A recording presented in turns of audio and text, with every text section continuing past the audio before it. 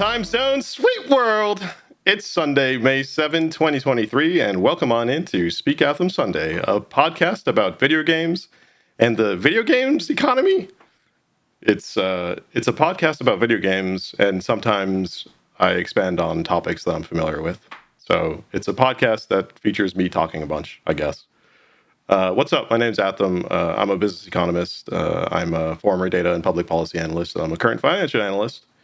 But above all, I'm a video gamist. I play video games, and I'm pretty okay at them. And when I'm not, I'm at least entertaining.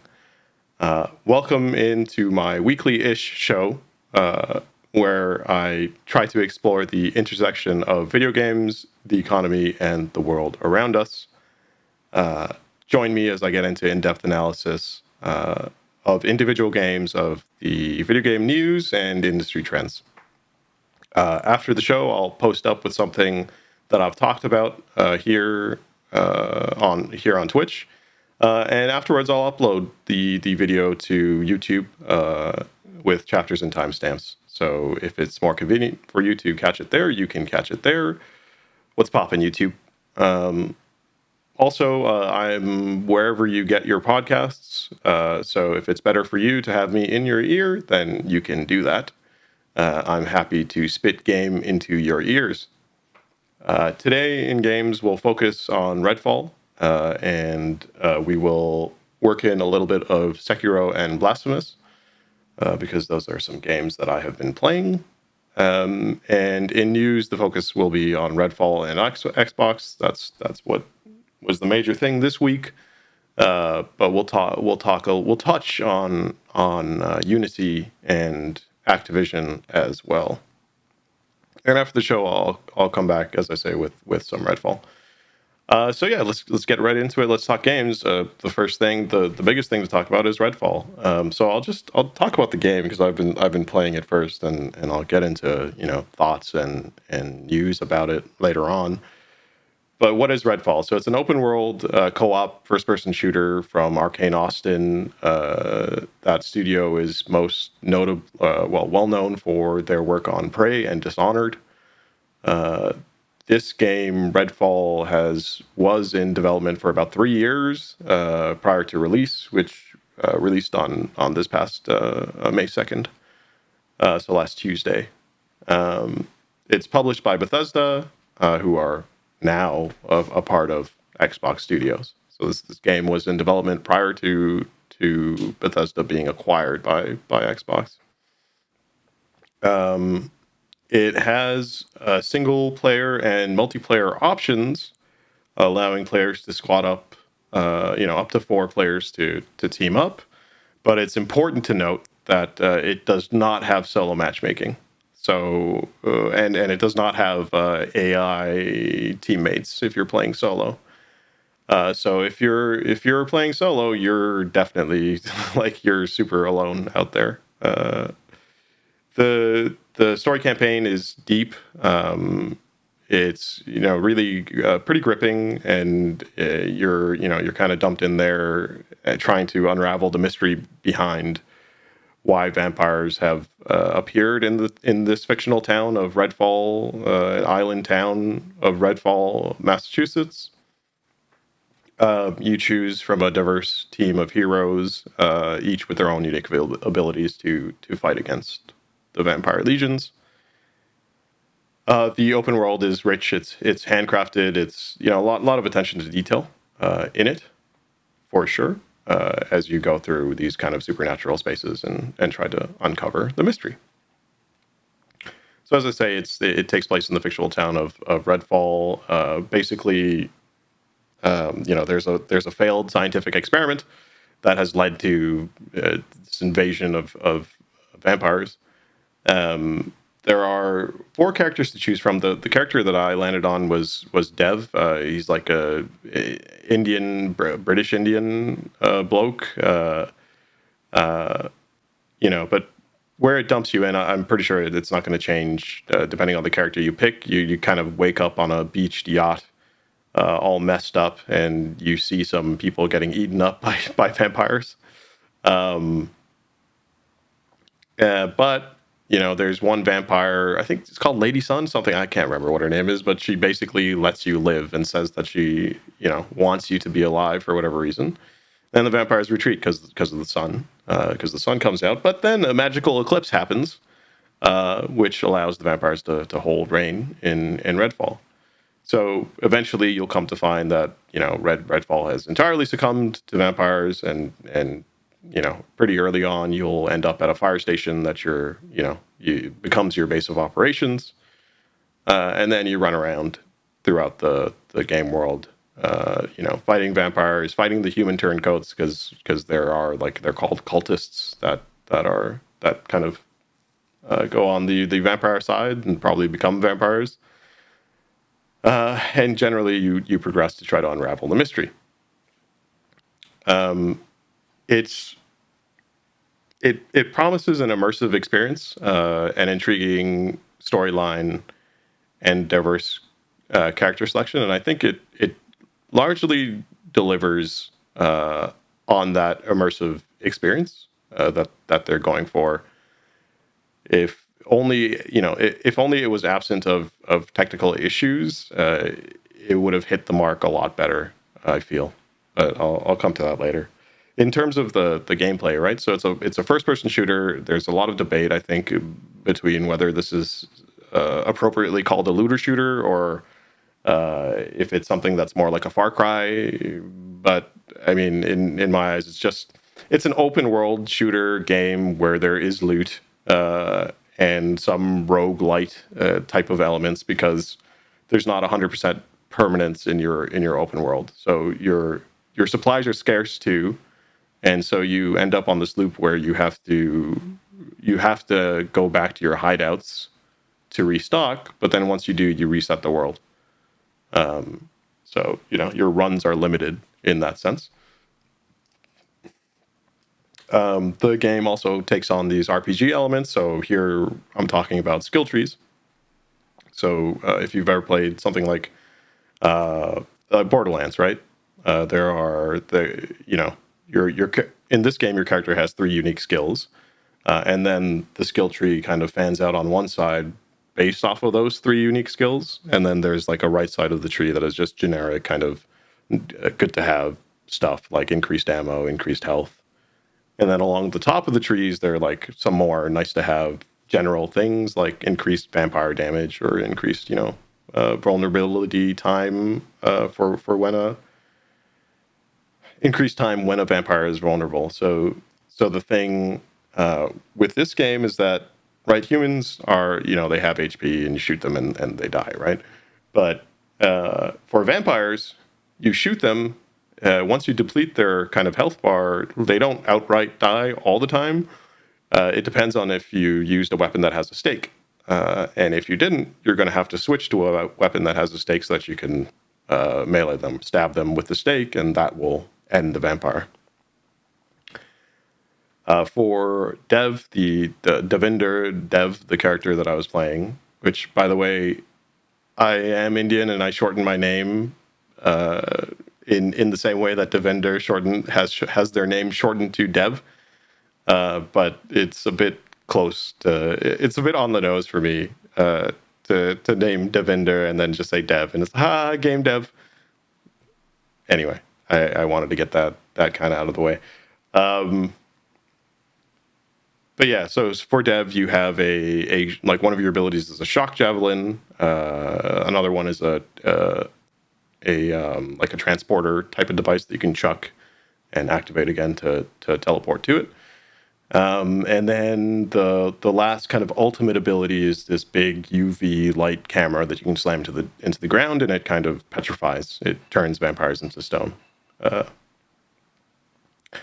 As for gun types, there are a variety of assault rifles, pistols, shotguns, stake launchers, UV ray guns, but you can only equip 3 things at a time. And then when you go into the pause menu, the game world doesn't pause because it's meant to be this kind of multiplayer game. But so it's not kind of like, it's not all super convenient to switch weapons, but also there's no multiplayer matchmaking. So if you're playing this game solo, you're kind of like you're stuck playing this game solo in a game that's intended to be played multiplayer, but has no way for you to play multiplayer if you don't have anybody else who also subscribes to Game Pass to play multiplayer. They're not going to do that because they're not going to buy this game because it's $70. Anyway, I'll come to that. So yeah, it's really unfortunate, some of the things in terms of how the game was designed. Ammo can be fairly scarce, and that's the other thing that really bugged me. It got a little bit better once you get through a little bit of the story, because then you unlock the ability to refresh ammo, but it still comes with a cost. And you have to, like, there are other consumables that you need to be buying to be able to get loot in the world so that you can progress in the game. So you're balancing your scarce amount of cash with the kind of, scarce amount of ammo and these different consumables that you have to buy so that you can progress in the game, right? And that brings these kind of like survival aspects into the game that I'm absolutely not interested in, because it, like, at its core, it's supposed to be a shooter. To me, it's supposed to be a shooter, so I want to be shooting things. Anyway, so you basically, what you end up doing is you try to get into houses as soon as possible. To get into houses, you have to find lockpicks. Then there's no mini game for lockpicks. It's not like Skyrim, or it's not like the Elder Scrolls or anything. You're not going to break lockpicks. You're going to use them up. You just hold a button, and surprise, you picked a lock, and you'll get in there and find loot.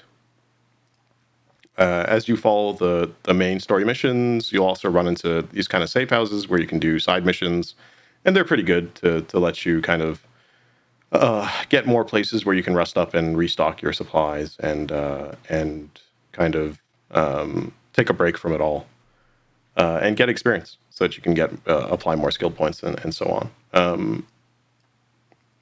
So also, yeah, the other thing to note here is for the enemy AI, it's something that they've been criticized quite heavily for it. The enemy AI is not that particularly great. I think the shooting, like the regular dummy humans that are just kind of slowly shooting at you, they're meant to be dumb. They're not meant to be especially challenging. So that's kind of whatever. But the vampires themselves, the basic vampires, are kind of silly because they just have one attack. They just have one attack loop. They barely do anything different. Like, two things they do: they teleport close to you if you get too far, and then they telegraph a swipe, and then they swipe. That's it for the basic vampires. There are different other types, like specialist vampires or whatever, and those are a little bit more interesting because they like watch at you from far and then pounce on you like a hunter from Left 4 Dead, or they will siphon blood from you if you're too close, so you have to run away. Otherwise, you get fucked up pretty quick. Or they sink into the ground and kind of go through the ground and come up somewhere else and shoot beams at you, stuff like that. And that can be pretty interesting to deal with, and pretty challenging to deal with when you're surrounded by a whole bunch of other shit that wants you dead. And for the graphics, the actual visual design, the art direction, it looks great. It's not world beating. It's not I can't even think of a great comparison, but it's it's not even at the level I think of like RE4 remake or anything like that. But it's like it looks good. In terms of the style that they've gone for, it's not necessarily horror, but it feels like, for me, it falls closer to thriller. The animations are fluid for the most part, but there are some weird hiccups along the way. Like, one of the things that happens is when you try to climb up, or especially when you try to climb down ladders, the camera yanks you to like the first person perspective of looking at the ladder. So if you're facing a ladder like this and you try to get on the ladder, you're immediately swung around 180 degrees, and it's really jarring and feels like shit. And that can be really annoying in a firefight because you kind of want to be you want to be able to have a sense of direction and a sense of where the enemy is at all times, and that can really just throw you out of it because you didn't do that at your own, like that wasn't your control, that wasn't your input, right? Also, when you try to jump and climb ledges and stuff like that, your character will snap to the object, which like yanks you into a climbing animation, and that can also feel really terrible because it slows your movement down, and it takes control out of your hands. Like for me, I much prefer when the game just lets you move, and like even if you have to put in an animation to make that movement make sense, they'll put in like a vault animation or something like that that doesn't slow you down or doesn't stop you, doesn't take control out of your hands. So that can feel pretty bad. But back to just the graphics part of it, the special effects are really well done. From the vampire teleports to the environmental hazards, there are oil spills, there are fires, there are things you can shoot to make them explode, and that goes for electric stuff as well. Like there's all kinds of short circuit type of stuff you can do, and that links up to the audio pretty well. Like the audio design fits in pretty well with what the graphic design is trying to accomplish, and that's this dour, gloomy, almost hopeless atmosphere that your character is trying to set right. And so the sound effects link up with the graphic end of the special effects in a way that really push it and sell it to your experience. You end up wanting to shoot batteries and propane tanks and gas canisters because doing so feels really good. It feels really satisfying, visually and audiologically or whatever. And I mean, the good thing is that also game wise, when you do that stuff, it really works out for you because it helps with crowd control on vampires, and does quite a bit of damage. So that's good. Music, not much to speak of. Like there's like this little fun hip hop ish kind of instrumental track that pops in when you load the game, and I think when you go to the safe house, but that's about it. Like there's nothing else that stood out to me. But where we come, like when we finally come into value for this game, that's where like everything just kind of falls apart. It has some really good ideas going on, but it was like really difficult for me to get through enough of it before the game started feeling okay or even good.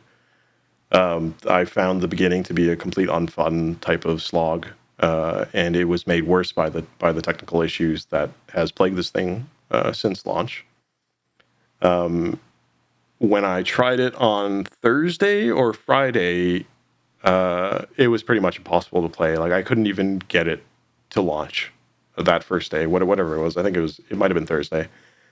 On Friday, I was able to get it to launch, and I got through a bit of it some more, but I had intermittent slowdown. So like every 15 to 30 seconds, my FPS would just tank.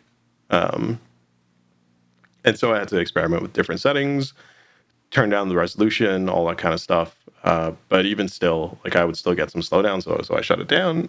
I came back to it yesterday, and I was able to play through it in a mostly stable way, but still some more bugs popped up. And one of the things that as I kept going through yesterday, the big things that I ran into is that I was dying a lot of the time just because I would just end up running out of ammo. And I wouldn't really have a way to like a good way to replenish before I progressed enough in the story to restock.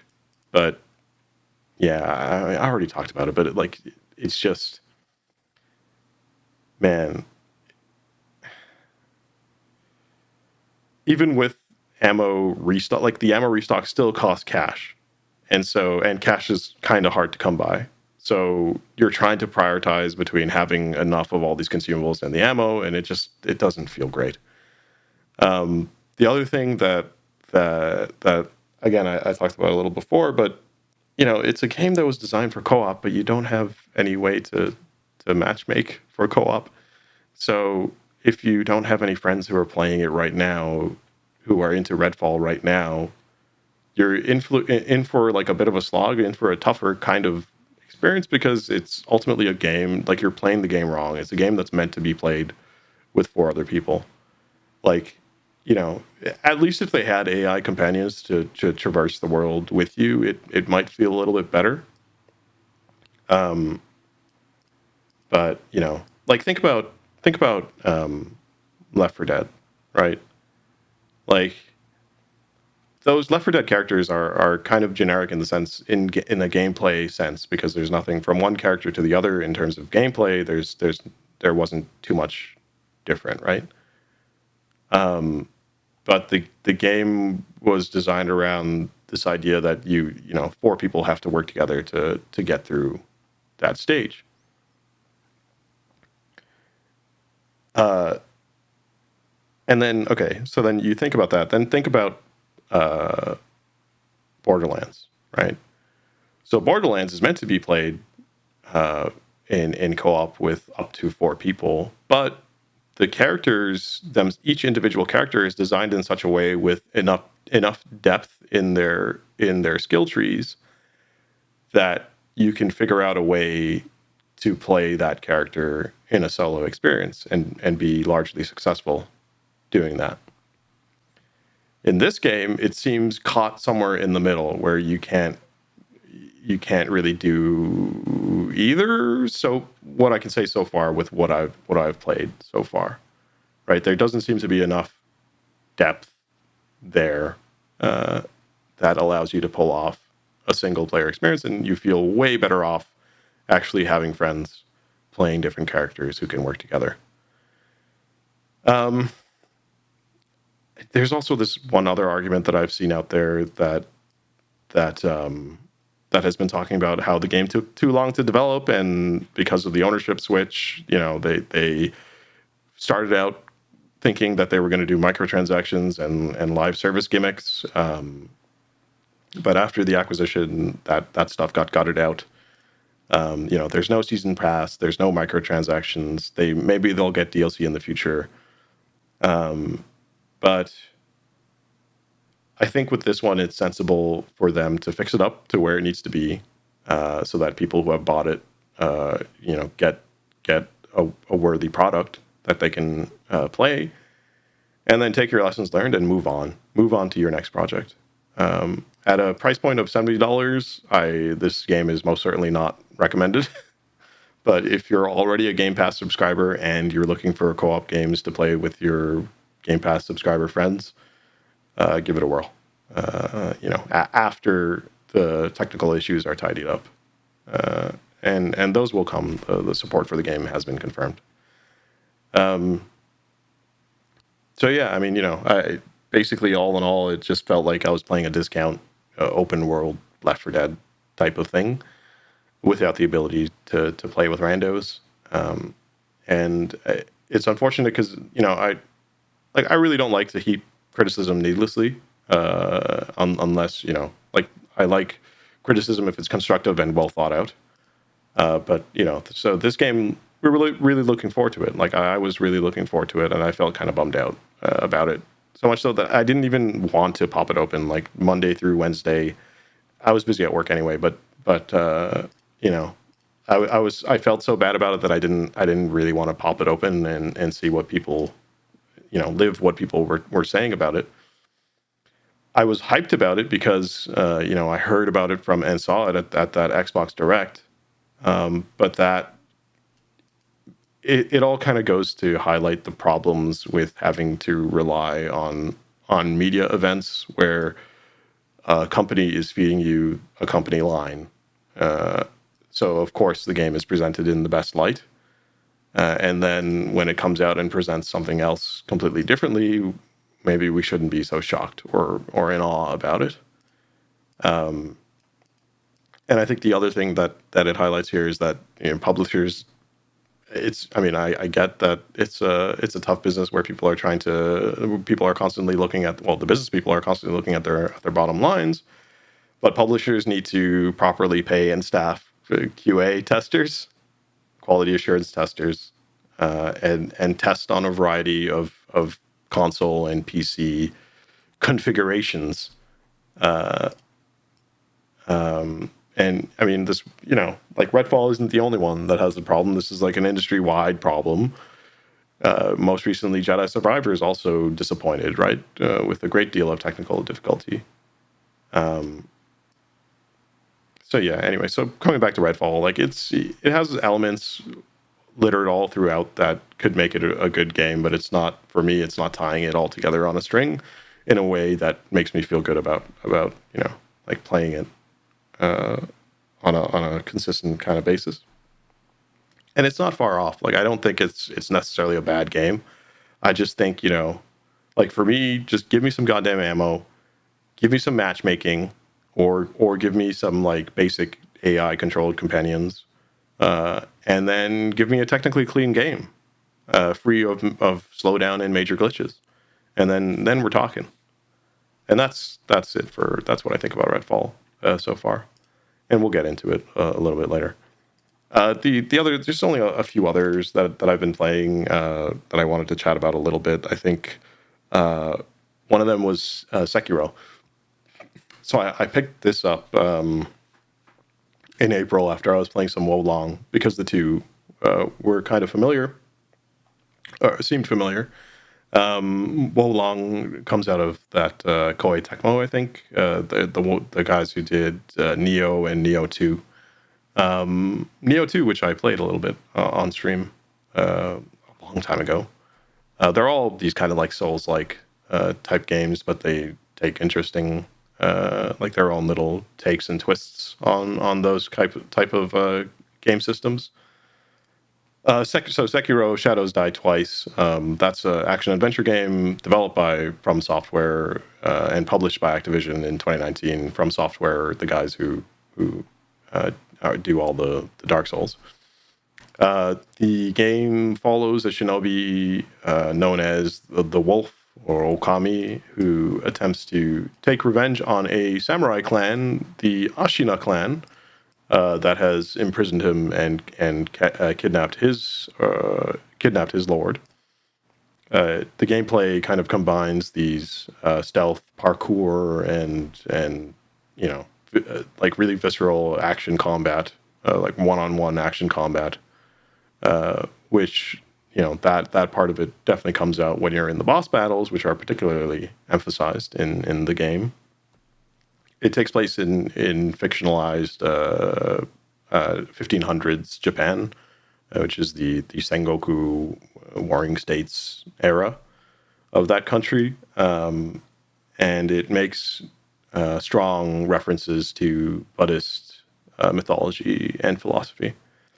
It was really well received when it came out and had kind of these rave reviews, but there was definitely talk and criticism, as there almost always is when FromSoft releases games, about the difficulty of the game, about how like almost unnecessarily difficult it was, and the lack of an option to turn it down, and also an accessibility argument there about if people who are less able should be able to have an experience, and they're essentially denied this experience because the game doesn't make any accommodations whatsoever. So in terms of the again, like I don't have a lot to say because I'm not I haven't explored it fully yet, but what I can say is that shit's pretty hard. I'm sure there are like more appropriate terms to use for the style of combat, but I like to call it like for me it's the definition of a game that has parry based combat, because that's there are a couple of different ways to approach fights, but at its core it's all about reading your opponent's attacks. If you fail in reading an opponent's attacks and you die, try again.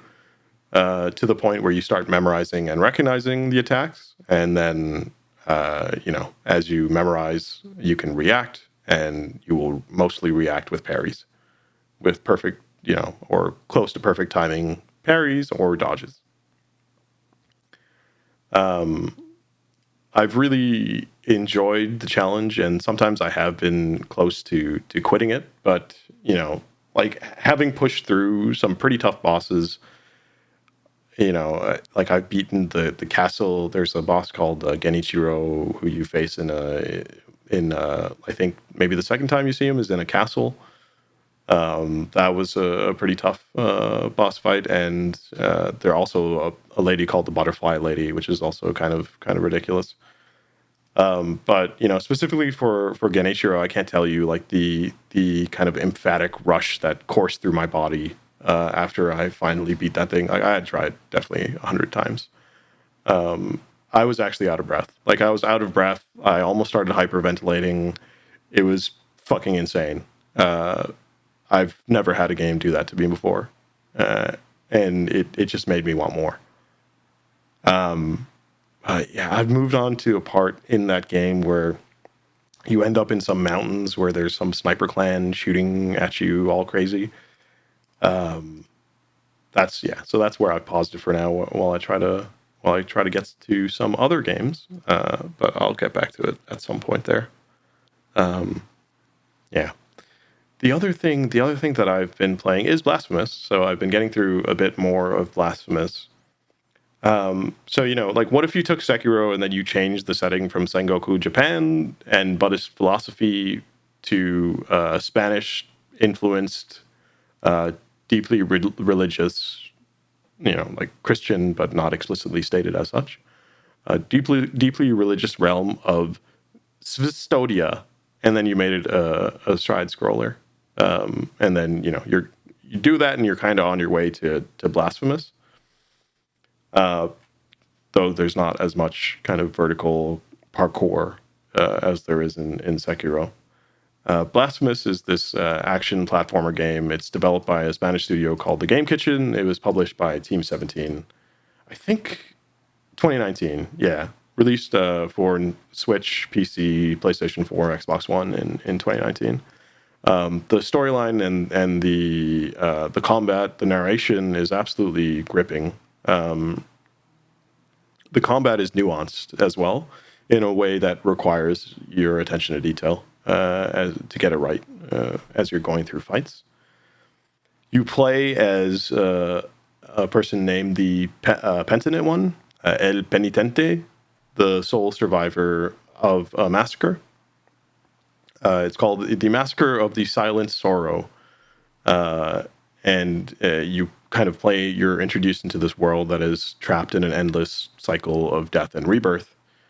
So the ultimate goal of the game is to reach the origin of El Penitente's anguish and to free the world of this terrible fate. So the protagonist, El Penitente, is a silent protagonist, but the narrative is fitted for this. El Penitente cannot speak because you're a warrior that's forever vowed to silence. You've taken this vow of silence, or your entire clan has taken this vow of silence as a form of penance. So penance is like self-inflicted punishment, right? And so this entire clan has taken this vow. You'll find out later why, but only if you read the lore pieces that are on items and are kind of like littered throughout the world and things that you have to pick up and read. But yeah, I mean, if you're anything like me, then you'll just kind of go to the wiki because sometimes it can be really, really hard to follow. As I say, it's set in the deeply religious realm of Svistodia, where what they call the sorrowful miracle has manifested itself into people, whether they're good or bad, in pretty cruel ways. I think they also refer to it as the miracle, the grievous miracle, the sorrowful miracle. So yeah, as El Penitente, you wake up in a pile of bodies. These are all your slain comrades. And then you follow the guidance of a man you run into called Deo Gracias. You get a sword. It's called the Sword of Guilt. And then as El Penitente, you'll travel all the way up to something called the Cradle of Affliction, where you will fulfill your ultimate penance. To get there, though, you have to go through what are called the 3 humiliations, which means that you have to go travel throughout this world, this kind of Metroidvania style of world, to beat 3 bosses, right? And after you do that, you'll collect 3 holy wounds, which you'll use to unlock the path to the last boss, right? As you go through that journey of beating those 3 bosses and collecting the 3 holy wounds, you will see how the land has been ravaged by the grievous miracle, which is, again, it's like the physical manifestation of sin. So of any guilt, or of sin, but of guilt, of repentance, of mourning, of every pain of the soul, everywhere in the world. So that will result in you battling beasts. It'll result in you meeting holy figures. You will help people who have been kind of who are at the mercy of the miracle, and you'll free tormented souls from eternal punishment. So in terms of but okay, so that's enough for the setup for the lore. But for the combat, it's fun. It's fun, man. You'll die a bunch, but that's okay. The checkpoints aren't really terrible, and each time you die, you'll learn the patterns. It's not quite like Sekiro level of difficulty, but it can be tough until you wrap your head around the buttons and all the controls. Right? There are parries that are important in the moment-to-moment gameplay, but there's dodges that can be pretty important as well. There's also a little bit of a skill tree system, just like there is in Sekiro anyway. But in Blasphemous it's a little bit more limited. But there is a skill tree system where you will kind of unlock a few different types of attacks, combos, and so on. And also like a ton of equipable items that will help you customize El Penitente for the particular task at hand. I think, so far the most valuable ones that I found are ones that basically give you flat defense increase or flat HP, or flat HP increases, but also flat attack damage increases. For the graphics, like, boy, it's gory. I've played Trek to Yomi earlier this year, and I thought that would be a bit much in terms of gore, but this game's kind of it's more it's more graphic in a different sense of the word. But like, really, what kind of sells me on this game is the sound, and in particular the dialogue track. So the Spanish dialogue track is really amazing. It's super high quality, and it's kind of like this enthralling experience. And that's one of the big pieces that of course gameplay is important, but the dialogue and the atmosphere that they create with the music, the sounds, and the dialogue track really kind of pulls me in and keeps me interested. There is a randomizer for this game through the multi-world hookup with Archipelago.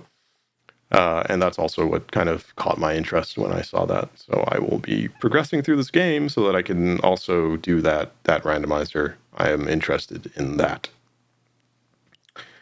And that's it for games. So why don't we take a little break here, and then we'll come back on the other side with the news. So we'll be right back.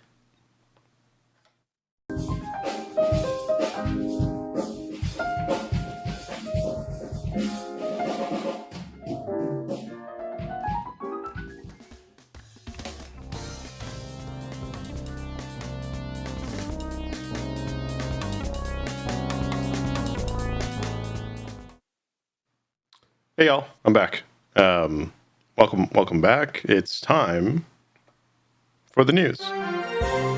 So this week, the biggest news item by far was the hubbub about Redfall's release and the kind of interview that took place on the Kind of Funny Games Xcast, Xbox focused podcast, where Phil Spencer, the CEO of Xbox, came on to talk to Mike Snowbike, Snowbike Mike, Paris Lilly, and Gary Whitta I also there are plenty of articles out on that. I read an article from Tom Ivan out of VGC. There was also an article by Michael McWhirter on I think that was on Polygon. But the basics of it was Phil came on to the kind of funny XCast to talk about the Activision deal and to talk about the Redfall reviews and the state of Redfall. Along a part of the conversation revolved around Redfall, but it also revolved around the larger kind of strategic context and next steps for what's next for Xbox. So first, he discussed the CMA blocking the acquisition of Activision Blizzard King, or Activision, or commonly abbreviated to ABK. On the acquisition, he said that he's still confident about it and apologized for under-delivering on certain games. On Redfall, he defended the stance of giving creative freedom to his teams despite the potential undelivery or under delivery. And then he discussed kind of the balance between releasing games that are incomplete in features, or releasing games that have technical issues versus choosing to delay those games.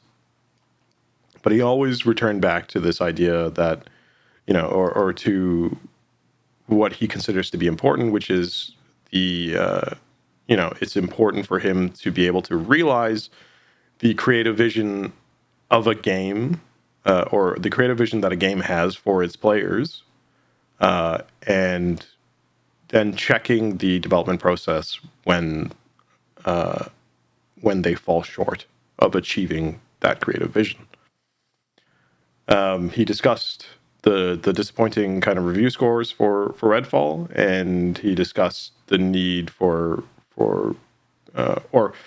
I think it was really panelist discussion that led to this, but they were talking about the need for being able to take risks in game development. This idea, I think that was probably Gary Whitta that brought it up. That is, when a game like this fails, or I don't want to call it an outright failure, but when a game like this struggles, let's say, it's really bad for all of games, because it reduces the chances that some other studio is going to take a risk, is going to take a flyer to try to do something different, because they're not going to get the publishing end of it isn't going to back them, because it's not, it's going to be too risky. And so to the extent that keeps happening, then we as gamers will get less and less stuff that is new, interesting, different, right? It'll always be this kind of formulaic, they're just spitting out, that game X plus one type of thing. So back to the interview, a few things stood out. Number one was transparency. So a thing came out where it's a problem when your company media is feeding the company line to everybody, but then isn't staying true to what the actual product is at the end of the day. Then all you're doing is setting yourself up for failure, because there's just a expectations gap that you've created. This in this specific case, it had more to do with the fact that they showed in the Xbox Direct, they showed footage of Redfall that was 60 frames per second. But then it came out on console, full well knowing that it would come out on console at 30 FPS. The other thing that came out, he was asked on how do you balance when to ship a game that is feature incomplete, or when do you delay that? I think that was Paris who asked that question. And the answer, though it was not specific to Redfall, first Phil acknowledged that they will build games that will review well, and they will have games that review poorly. Review games that are reviewed in the 80s, score 80 out of 100, or they'll they'll have games that will review in the 60s. And they fully accept that reality. And they're not necessarily afraid of that, even though the intention, of course, is always to be successful and to have successfully, well-reviewed games. And so when he talked about, when they look to delay things, as they did with, and he talked about Halo and Starfield and Redfall, they delay it if the production timelines do not get them to the completion of the creative vision that they have for the players. And so if that's the case, then they look at the production timeline and they'll extend it out, basically, right? That production timeline will be extended, the product will be delayed. And then he acknowledged that, to me, he basically acknowledged that he learned about the quality issues and the bugs, specifically in Redfall, after its launch. He didn't outright admit it as such, but his answer was to say, it's too simplistic. It's simplistic to say that if we delay the game, for example, for 3 months, that the game would have delivered on its creative vision as opposed to the original release date. Right? And so, to me, it just makes me think, maybe if there was more robust coverage on video games in all stages of their development, and maybe if there were kind of external events or external parties who were presenting these games to mass audiences as opposed to internal media events, then maybe expectations would be set correctly. And maybe companies would have an opportunity to take in feedback during development and course correct where they need to do so before a situation like this unfolds, where one thing, like an idea of one thing has been sold and the product doesn't deliver to that idea. They went on the cast. They highlighted issues that they talked a little bit about how there's some similarities in terms of technical issues that are plaguing the PC version of Jedi Survivor. But this question of when do you delay things when there are technical issues isn't a new one. It's been there for years and years and years. It's been there for almost 10 years. I don't know, longer probably. I can think to at least 2015. There was this conversation that was going on. There's a really good tweet that I saw there. It was of Jeff Gerstmann, who was asking the question to Phil Spencer, and I think Kudo, I can't remember his last name, but it was there. It was like an E3 kind of interview that they were doing, and that discussion was specific to alpha game storefronts. So this was back when, if you remember, on Steam, they were doing these right, you can buy early access games, right? This whole storefront for early access type of stuff was coming out. And so the question was, we have these games that aren't shipping in a complete state. They're what is it going to take to stop a game from shipping in a semi-broken state? And Kudo shot this smile over to Phil, and they were kind of dumbfounded in terms of how they were going to answer. They had to take a little pause to think carefully about what they were going to say. It's a pretty hilarious kind of. It's a really cool clip. But the answer to how do you prevent games from shipping in a broken state? I mean, on the supply side of things, I don't think there's any real answer there, because I don't think there's any real incentive for them to delay releases in this case, right? Because if you're delaying, I mean, you're just delaying when you can collect revenue from these things that you're going to get anyway. And then, in terms of who's doing the testing, well, it's the players, right? Instead of staffing and running things through the grinder in terms of QA, just release it to the public, who have a whole bunch of different configurations that are hard to predict. and let them sort it out, and then we'll, over the course of a month, hopefully we'll be able to fix everything that kind of jumps out. But on the demand side of the equation, like, I think that answer comes from us, right? We're the buyers. We're people who buy these games. If a thing releases, look at the reviews, and if it reviews poorly, or if there are people who are out there who are really warning you about pretty big technical difficulties, wait, and don't pre-order, because you don't get shit for pre-ordering. I mean, really, there's very rarely is there anything. The only way you should actually pre-order something is if a company gives you a discount on the pre-order, right? Like, give me like a 10% to 15% discount on a game, and then I can consider giving you money ahead of time for a promise, basically. So that was the second thing. I think the third thing that came out, there are some really big quotes here. I've cut out like a large section of Phil's of what Phil said. So here we go. This is I think this is pretty much verbatim from what Phil said. So here's what he said. He said, "We're not in the business of out-consoling Sony or out-consoling Nintendo. There isn't really a great solution or win for us. I know that it will upset a ton of people, but it's just the truth of the matter, is that when you're third place in the console marketplace and the top two players are as strong as they are, and have been in certain cases," and he goes on to basically talk about how those two companies, meaning Xbox or Sony and Nintendo, have been taking activities to try and stop Xbox from growing, right? And I think that largely throws shade at Sony for what they've been doing to try and break up that Activision deal. But yeah, so he says, "We're not in the business of out-consoling Sony or out-consoling Nintendo. There isn't a great solution or win for us."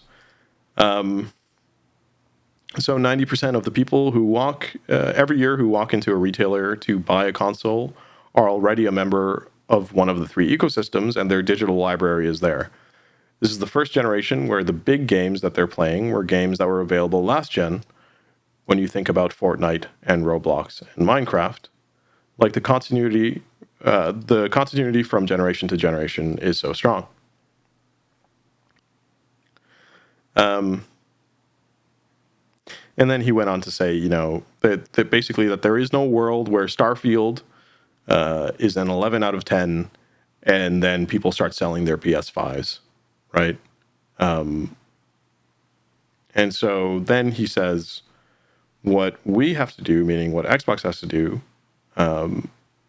is basically allow creators to create what they want to create, build games that can meet gamers on any screen. Right, and that speaks to what they're trying to do with Game Pass, to expand their audience to as many people as possible, and then it speaks to what they're trying to do with xCloud, which is to kind of make it a hardware agnostic kind of situation where you might not actually need to have an Xbox. All you need is a laptop, right? Or some sort of computer that can connect to the internet so that you can connect to xCloud. You don't actually need the processing part of it, the graphics processing part of it on your computer. So when I look at all of these quotes, first I tend to agree with what he's saying, but I do think that there's a bit of strategic posturing that's going on here, because they're in the middle of trying to get the Activision deal pushed through. They're trying to push through, I think, 5 more jurisdictions, and 9 have already approved. So that's 14 total. Of course, there's one jurisdiction that's in danger because the UK has blocked the deal, right, with that Competition and Markets Authority.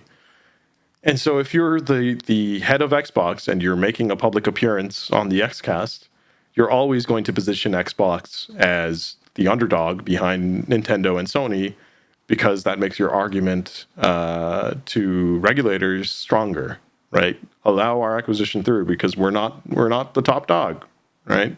There are other players out here that are bigger than us and are bigger threats to competition that you should pay attention to when they try to go about making acquisitions, particularly Sony. But that's the basic positioning that I'm seeing him doing here, and I don't think that that's actually true. Like, I think it's true to say that Sony is the leader, right? So if you look at there was a report in the end of February this year, an Ampere analysis report came out for all 2022, where they looked at many things in the game industry, but one thing they looked at was market shares. And so that report, they pegged Sony at having 45% of the market share for all money spent on console games, hardware, and services. Nintendo had 27.7%, and Microsoft had 27.3%. Right? So that's like a 0.4 difference behind. Technically correct, you're third, but really what's happening is Sony is top dog, and Microsoft and Nintendo are kind of neck and neck, and they're neck and neck for different reasons, right? Like Nintendo has long played this game of we will appeal to gamers that love our strong IP, but we'll also appeal to families, and we'll get that whole family in the room, and we'll make it. My mom has a Switch, right? She loves Animal Crossing, right? So yeah, in the context of the interview, you're going to say that you're third place, and you're going to make it seem like you're in a kind of hopeless kind of position while you're trying to fix things up. And they are in a bit of trouble, but it's not as bad as he's painting it to be, I don't think. And he's doing that. Like, part of it is he's being absolutely candid, but part of it I think is a bit strategic. And I think if he doesn't have any strategic advisors who are like thinking about how they should position things before he goes into interviews, then I think that would be absolutely crazy. I think that would be absolutely insane.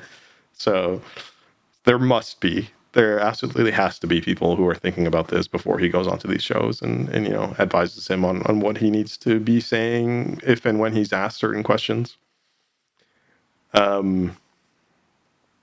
So yeah, when you actually run the numbers and you look at it, you see that Sony is now in a dominant position.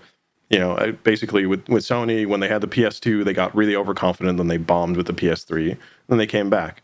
And then Xbox, they got really overconfident with the Xbox 360, and then they bombed in X and S, and now that they're kind of like they're here trying to pick up the pieces. And so, it's another piece of the puzzle that's, we're trying to figure out where Microsoft is going now. It's, for Microsoft, it's like, it makes me think of the Embracer Group, but it's not the same thing there, where they're not like Microsoft or Xbox is not trying to be a holding company of just games and not try to integrate different aspects of that. But it's definitely a diversify your portfolio type of strategy. It's a bums in seats strategy, or faces on screens maybe is more appropriate type of strategy, right? Like prong one is get your platform out there to as many people as possible, and make the price of admission as low as possible, and just get as many games on there that people want to play as possible, and that's Game Pass, right? Then the second prong is with xCloud. Get your games out there on as many different platforms, regardless of hardware, right? Remove the need for Xbox specific hardware for people to play games. That's xCloud. And then the third thing is just every quarter, have one solid release, because people will not keep subscribing to Game Pass or xCloud if there isn't a continuous stream of like extremely good games that come out, like bangers. You can have these like little titles that come around that are lower budget but high quality games, but lower in scope. But you need to have every quarter one absolute banger that is out there day one on your subscription platform for that to be long-term viable, in terms of maintaining current subscriptions and growing subscriptions. I will say definitely big props to Phil for actually taking the interview and being as honest as he could be up there, full well, I think, understanding that there's a bit of strategic positioning and posturing going on there. But it just, one of the things that popped in my mind, it made me think about, I have a friend in Ottawa that I used to joke about how leaders got into the positions that they were in. And he would often go back to a study. I have to get the name of the study from him, but we would talk about this one study that was talking about the top 10 personality traits of leaders, and how 8 out of 10 of those top personality traits were just terrible characteristics. Right?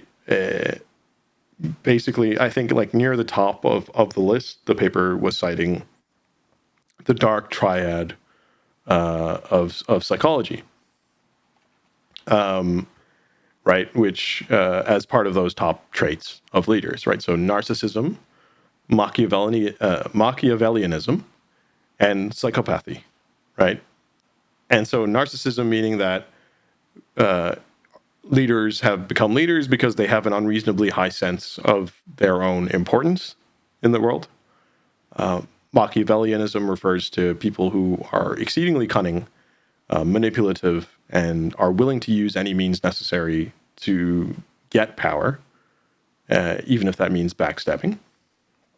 And then psychopathy is, where a person has a deficient emotional response and has a marked kind of lack of empathy and self-control, which then can result in antisocial and criminal behavior. But 1 or 2 of 10 of that list were generally favorable things about, how the traits of leaders, right? And I think one of them was definitely you are actually legit the smartest person in the room, and that's how you became a leader. Or the second one was that you were just affable, right? Affableness. You were friendly, good-natured. You're easy to talk to. You're well-liked. And in fact, you're so well-liked that people want to support you. And I think that's one of the personality traits that is helping Phil right now on the job. He, especially with news coverage on the Xbox side of things, he's getting slagged a bit for the performance, but he's getting credited for stepping up and owning the blame and trying to do something about it. And for that piece of it, he does deserve credit. So that's the major thing that came up in the news this week. The other thing here that I wanted to talk quickly about is Unity layoffs. I think this is Brendan Sinclair from GamesIndustry.biz.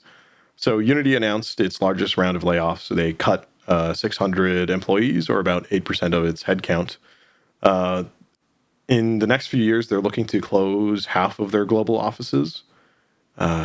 So Unity CEO John Riccitiello said the cuts are all about setting up the company for higher growth. But critics have been arguing that layoffs do not encourage more creators to use the Unreal Engine that they make, or these layoffs will not make their products more successful. So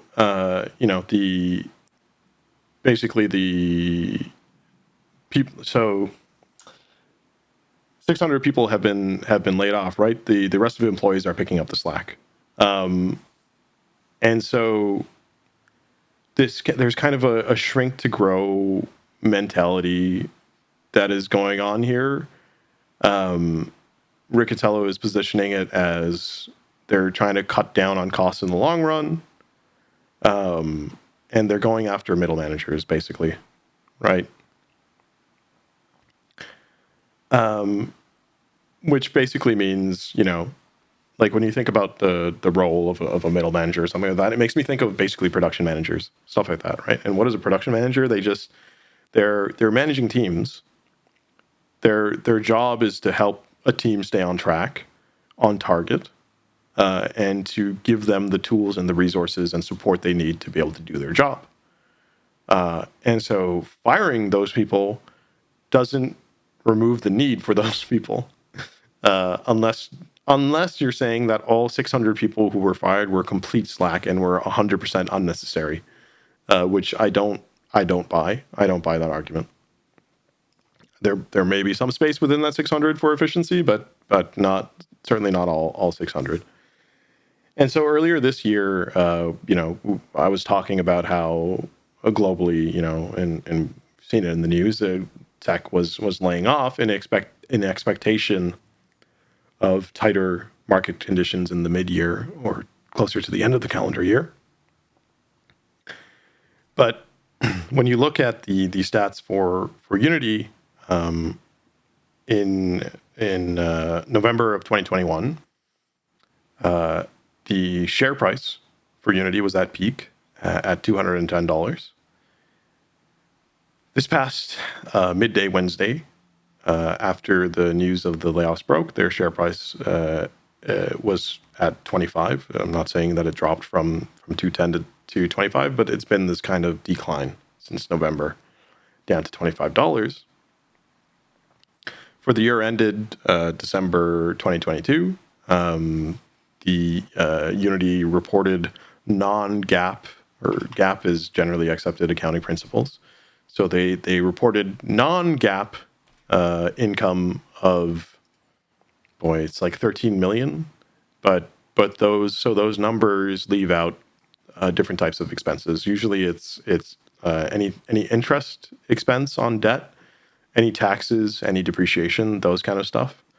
And companies will do that because A, they feel like it gives a better picture of their financial health, but B, it also makes things look better. It makes it look like you have more profit than you actually do. And if you look at Unity's generally accepted accounting principle, actual net income is net loss, actually. So they had for that same, sorry, that wasn't for the year ended, that was for the 3 months ended. So for the quarter ended. So for the quarter ended 2022, their non-GAAP income was 13 million. For their quarter ended December 31, 2022, the net loss using accounting principles was 288 million loss. So basically, hey, having to pay employees stock and having to pay taxes and having to pay interest and take on depreciation charges and whatever, it turns out that actually can put you into a loss position. Yeah. So the other thing that's here is relating to these layoffs. They're expecting to report 26 million in charges for restructuring and layoffs, and that's basically comprised of severance, employee transition, employee benefits, and so on. So when Riccatello says that they're not cutting staff to try and just make a certain profit and loss target, I agree with that, because I don't think salaries have an outsized impact on the bottom line, and you do have to, you take on additional costs to lay off people. But I think, labor is basically the most flexible input. And so when you have an opportunity to downsize, you look at it and you do it. And I think this is absolutely an opportunity, because you're already going to be put in a net loss position. Right, when they're a public company, and so they report on the generally accepted accounting principles, as does every other public company in the U.S. And so, bottom line, when investors look at that bottom line, they're, regardless of whether they had taken the layoffs or they had not taken the layoffs, they were always going to have a net loss. So, better than a year when you're going to have profit. Because in a year when you know you're going to have profit, you're very confident about that. You don't want to take a restructuring in that year, because you're going to unnecessarily reduce your numbers and make it look worse when you don't need to. So here it's the broader economic trend that is economists are still looking at a recession that's coming, right? It's like I saw something on the Financial Times. It is from Robin Wigglesworth. Just this April, the non-farm payroll data came out in the U.S. and once again they saw the results thumped the expectation. So the actual results was that 253,000 jobs had been added in April, which is a sign of labor market strength. And the forecast was for much less jobs to be added. In fact, the forecasts have jobs added decreasing over time. And this was a big spike. But as Robin said in that article, and this was a great quote, being mostly wrong for more than a year isn't going to change the view of many economists that have nailed their flags to the recession mast, right? So, and they have kind of quotes from different chief economists. So, LPL Financial's chief economist Jeffrey Roach said in an email comment, the economy added 253,000 payroll jobs in April, higher than expected, and perhaps the last strong report before the economy slides into a recession. Last month was revised downward, perhaps a signal that job growth is set to slow in the coming months. Nationwide's chief economist, Kathy Bostianic, Bostiancic, I think, actually, said that the strong performance of the labor market dampens expectations of an immediate recession, but it also should reduce the market expectations of rate cuts unfolding as soon as the third quarter. Our view remains that a recession remains on the horizon, unfolding in the second half of the year, but the ongoing solid job gains and buoyancy in wage growth does suggest that it could happen later in the year. So, the flag, the recession flag, is still very much nailed into that mast, and we'll see. Basically, for my part, I tend to agree that I think we are due for a slowdown, an economic slowdown, if interest rates keep rising as they are. And the most recent rate hike came on May 3rd, I think, in the U.S. There was a rate hike there. Because, broadly, because if there are higher interest rates, then people are encouraged to save. It is relatively less attractive to borrow and pay higher debt costs or higher interest costs on debt. And so, I don't think that means full-blown financial crisis. Absolutely not. It just means that, there's less people out there buying shit and spending all willy-nilly, right? So that's the piece there about Unity. The last thing that I have here is this Activision Blizzard King pay equity study that came out. I'll be really quick on this one because there's not much here, but I don't know. I just found this an interesting quote and something to think critically about when you see things like this. So Activision published the results of a pay equity analysis. This is the second annual one that they've done. It showed, I think this is their quote here. It says that it showed a median total compensation that remains higher for men at the company, but pay equity being reached for comparable work. Right, that second part of the quote I find suspect.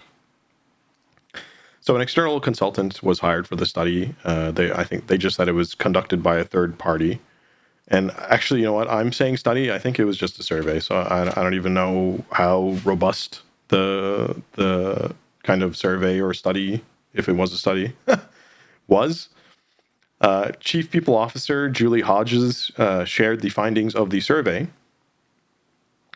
And another important quote.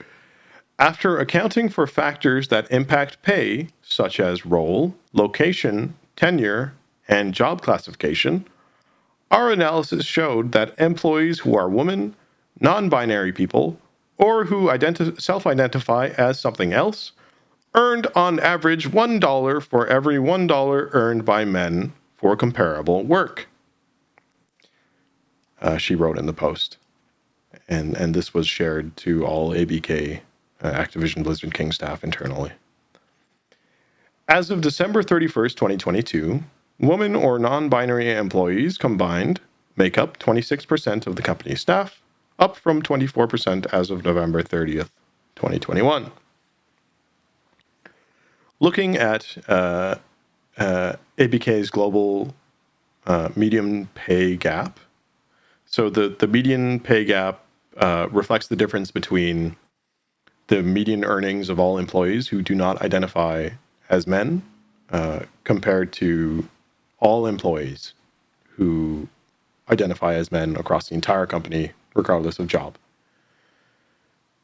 So compensation for men was 16.4% higher as compared to women and those people who do not identify as men, right? In 2021, Activision Blizzard's global median pay gap was 22.8%. So that indicator has come down. But, okay, so the other thing to note here is that when they released this statements or these collection of statements, they had also published the Q1 financial results, which showed growth across every division and major franchise. So there's a couple of things going on here, right? The first thing is that, to me, when I read that quote, really what they're saying is that after we controlled for every single characteristic that could introduce inequality in pay, we found no inequality in pay. That's what that sentence means to me, right? So they say, after accounting for factors that impact pay, such as role, location, tenure, and job classification, our analysis showed that employees who are women, non-binary, or self-identify as something else earned on average $1 for every $1 that men made. It reads, after controlling for every measurable factor that could introduce an inequality in pay, we found no inequality in pay, right? So, it just it suggests to me that somebody literally sifted through and had figures in tried to find a way to have the figures in column A balanced with the figures in column B. This is how much men make. This is how much non-binary and women and other self-identify groups made. There's obviously a difference. How do we make that balance? And so they sift through all these classifications, right? Median measures of pay gaps are good. Averages are too impacted by the lows and in particular the highs of salary ranges. But when you do this analysis and you look at the pay gaps, you shouldn't be looking at executive compensation. That should be completely removed from it, because definitely your COO, CTO, CFO level, right? Your C-suite level is going to be way higher than everybody else, and that'll just skew the analysis. So that's the first thing. That should completely come out of it. And then when you look at the median earnings across all groups for just regular staff employees, and you find that result, you will definitely find that the compensation is higher for men than any other group, be it woman, non-binary, or any other self-identification group. From there, you want to know about the differences in the role, location, tenure, and job classification, because you want to be able to study those differences, right? You want to know that there is a difference, and then you want to come out and figure out why there's a difference there, right? So you do not want to come out from just a socioeconomic perspective, not a business perspective, which is obvious why they're doing this, but from a socioec perspective, you do not want to come out with a statement saying that women and non-binary people make as much as men on average after controlling for blah, blah, blah, blah, blah. You want to say that we found men get paid higher, And that's consistent with longstanding knowledge and results in the US and in Canada, like global labor market trends. We have data that suggests why this may be the case in our company, and now we can see a path forward on how to resolve it. That's what you want to be saying, right? In an ideal world, ideal kind of socioec perspective. You want to ask questions to find out why it is that women and non-binary people at ABK are not able to get the role, or are not able to be in the right location, or are not able to stay on long enough to get the tenure, or are not able to get the right job classification, such that they could chip into that difference, that 16.4% gap between themselves and men, right? And if that number that they have, they're comparing to the prior year, where it's like the pay gap is some 22%, 22.8%. If that 22.8% is inclusive of CEO, CTO, like if it's inclusive of C-suite, and if this 16% that we're looking at here is also inclusive of C-suite, then I would consider what are the changes in the C-suite that brought on additional people who are women.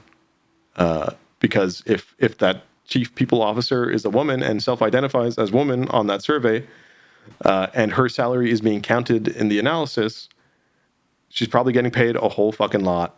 And that probably goes a long way in reducing a lot of the variance between what men and women and non-binary and other self-identified groups are getting paid, right? In terms of that pay gap. Anyway, so that was like a kind of, it shot up as an aside in my feed, but I thought that was really important to talk about just from good old socioec perspective.